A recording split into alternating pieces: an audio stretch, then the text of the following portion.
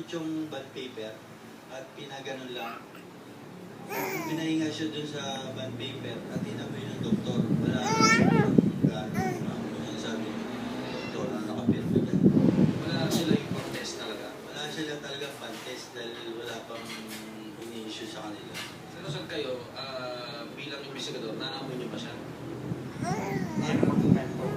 Naamoy siyang medyo may amoy siya, kaya lang hindi natin matest. Kahit naman ni Herrera, di siya nakainom. Pinanindigan din niyang nakagawa ang signal light niya, kaya siya dumiretso. Walang may gusto mangyaring ganun. Sakaw. Hindi lang sila sumusunod sa tamang tawin.